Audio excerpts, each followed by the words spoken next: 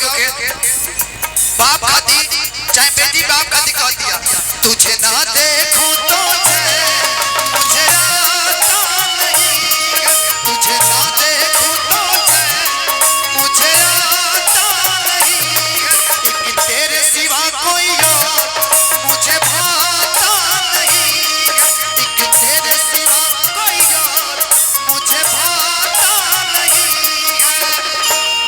उस बाप के लिए कहीं मुझे प्यार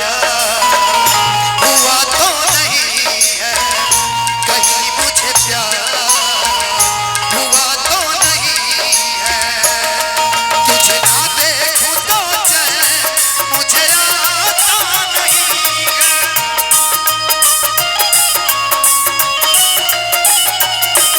कर जाना कबो माई बाबू के बधाई हो,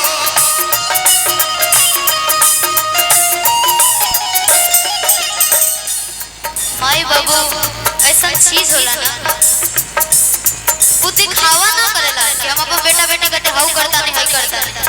लेकिन वो जोन कर देवेला लोग ना वो क्यों ना करे। कोखिया के पिजड़ा के सुगना बनाई के, कोठिया के दियारा के सुगना बनाई के, कबहू बहिना रखली तोहके छुपाई के, कमरे महीना रखनी तोहके छुपाई के। कोखिया के पिजड़ा के सुगना बनाई के। अभी भैया थोड़ा सा कम कर ले। अगर एगो माई के 4-5 गो बेटा हो जाता ना जा,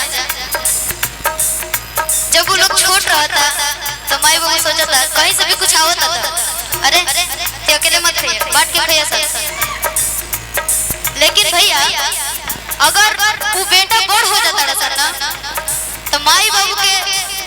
दिन में बांट दिया जाता कि 10 दिन देखिए ये तो 10 दिन हम खियाए। शिवानी जी, माई बाप के बंटवारा तो होते बा, लेकिन भाई भाई में जब बंटवारा होला वो मेरा एगो बड़ भाई के जब कंधा पे जब पूरा घर के बोझ होला, वो भाई एक लाइन का कहला मुक्ता के भाव कि माई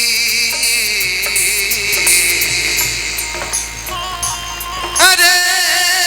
माई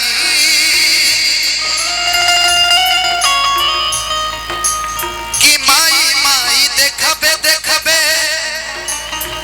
ई हमरा के डहकावत बाटे, अलगा बिलगी होके खाती दोहरावत तेहरावत बाटे, ई त पंजे के बात सुनी ना सुनी सभे, ई त भाई के शान घटावत बाटे, अगला जन्मवा खराब कई दिहला अरे पुरखन के नाम हसावत बाटे। एक लाइन बड़ा प्यारा बा कि जब गौने आई भौजैया रहे तो हमके पियरी पहिर के खेलावत रहे, कबो के वाड़ी के पाला तो खड़ा होके ए बबुआ जी कही के बोलावत रहे, आला आला बबुआ तू खाला खाला बबुआ तोहरा के चंदा मामा घुट से किया बने, दाल भात थरिया में चिड़ई बनवनी, अरे बाबू के मुहवा में घुट से किया बनी। वो लोग माई बाप भाई के प्यार भूल जाता। कर जाना कबो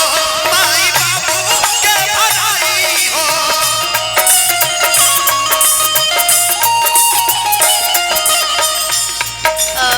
जवान जवान रोड़ा बोलनी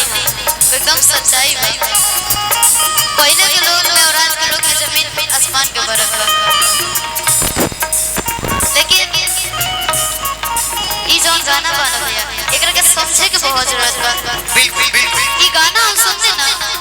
तो हमारा ऐसे तो बहुत प्यार बा, लेकिन मम्मी पापा के लिए और ज्यादा प्यार बा। कोठी हाथ पे जड़ा के सुगना बनाई के, सुगना बनाई के हो, सुगना बनाई के तो महीना रखली तो के छिपाई के, तो के छिपाई के हो, तो के छिपाई के सही सही पीड़ा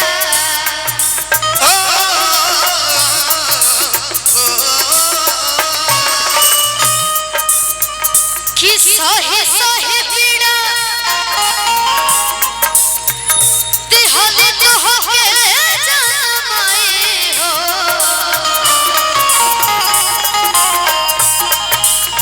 सही सही पीड़ा दिहले तो के जमाई हो,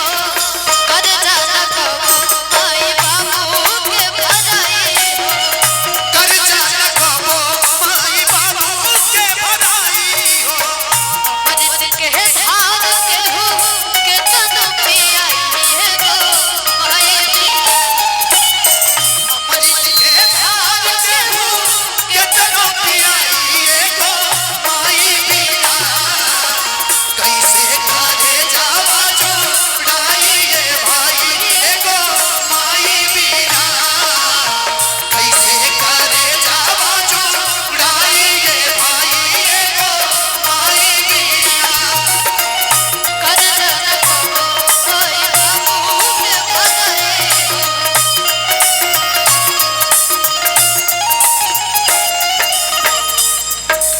देखिए अभी के जो दूसर को भाई लोग हैं दिल बने के लगे वो लोग सोचते हैं ना का जाने का होता रहता, चलो मजा नहीं क्या बात होगने के तो खड़े नहीं के बात, लेकिन अगर जाके ये ध्यान से लोग पढ़ी ना, जब ध्यान से वर्ड लोड सुनी भैया तब बुझाई जाए। हम ना कैमरामैन एक बार फोकस कर दीजिएगा इधर। हम कहीं भी जाने भैया हमार माई देखे देखिए कुछ कमी तो नहीं है ना, कपड़ा लता जूता चप्पल सब ठीक बा, अभी तो हमरा 10 गो लोग छीनता, हम अपने बगौता दुनिया के छोड़ जब हमरा के केहू ना छीनत रहे,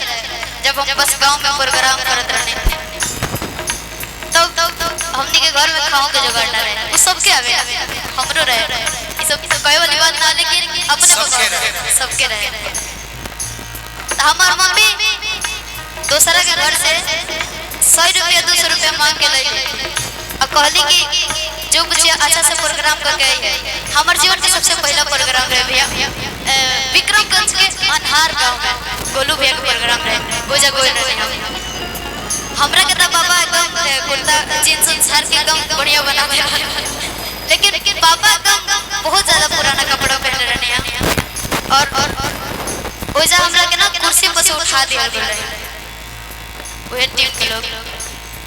कुर्सी पर से उठा के गले से कि हटाओ भैया लोग बताते तू बात में रह, और लोग ना जान रहे कि हम सिंगर हैं, हम भी गाना गाई ना देला, और फिर पापा अपन हेमलेट देलन, हम वो हेमलेट पे बैठे, इतना भीड़ रहे ना एगो तोरी हिली चुकी नहीं, हम लोग तो ना रहे। हमार पापा जेकर बात ना सुनेला ना ओकरो आगे हाथ जोड़ ले बड़ा हमरा खातिर, लेकिन को एहसास नहीं करना के दे ए जज्बा खाती हम चाहब कि एक बार आप सब जोरदार ताली बजाएं। हमरो साथ जो घटना रहल बा अंकेश भैया ओकर गवाह बानी, 20-20 किलोमीटर हम पैदल चलल बानी, पैसा लगे ना होके, लेकिन आज आप लोग के बदौलत शिवानी